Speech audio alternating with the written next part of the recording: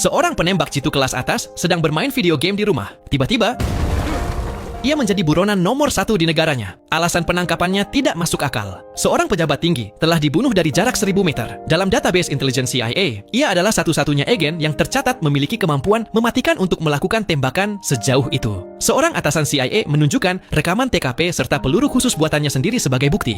Namun, ia tetap bersikeras bahwa saat kejadian ia berada di rumah bermain game. Tanpa pilihan lain, sang atasan memerintahkan agar ia dibawa ke markas untuk diinterogasi secara resmi. Namun di tengah perjalanan, sebuah kendaraan misterius mulai membuntuti mereka. Ia pun menyadari ini adalah jebakan. Mereka bukan sekadar memindahkannya, tetapi sedang mengatur skenario bunuh diri karena rasa bersalah. Sopir mereka ditembak oleh penembak jitu yang bersembunyi. Pada saat yang sama, tim pembunuh bertopeng melancarkan serangan terkoordinasi ke kendaraan tersebut. Dengan menggunakan popor senapannya untuk menekan pedal gas, ia melaju kencang keluar dari zona maut.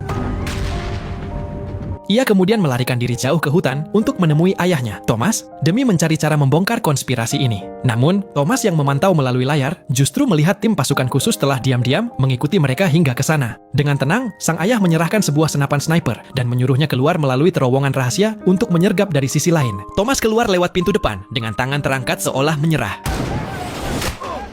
Saat melihat tembakan, Thomas segera kembali ke dalam rumah. Ia menggunakan cermin kecil untuk melacak pergerakan musuh di luar. Salah satu pasukan khusus mencoba berpindah posisi untuk menemukan lokasi penembak.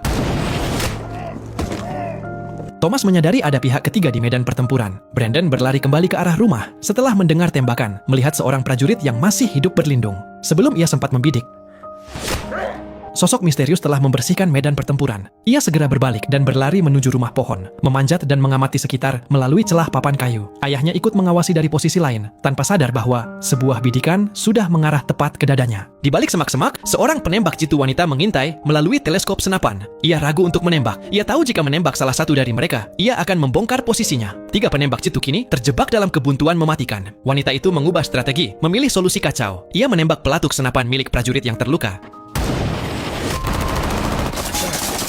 Saat Brandon menyadari tipu muslihat itu, si wanita sudah menghilang. Ayah dan anak itu berpencar untuk mengejarnya, persis seperti yang diinginkan sang pembunuh. Saat Brandon menyusuri hutan, ia tidak menyadari bahwa laras senapan sang pembunuh sudah mengarah ke kepalanya. Tembakan Thomas menghantam senapan wanita itu dengan presisi luar biasa. Brandon menerjang maju dan membuka penyamarannya. Namun, sang pembunuh bereaksi dengan cepat dan profesional, menjatuhkannya dengan serangan gesit. Ia mencoba meraih pistolnya, tetapi terlambat sepersekian detik. Dengan senjata teracung, sang pembunuh akhirnya menyerah dan dibawa kembali ke kabin. Brandon kemudian melakukan panggilan video satelit, mengirim data biometrik wanita tersebut langsung ke CIA. Sang atasan menjalankan pengenalan wajah dan menemukan bahwa wanita itu merupakan anggota teroris yang sudah dikenal. Dengan bantuan ayahnya, sang penembak jitu akhirnya berhasil membersihkan namanya.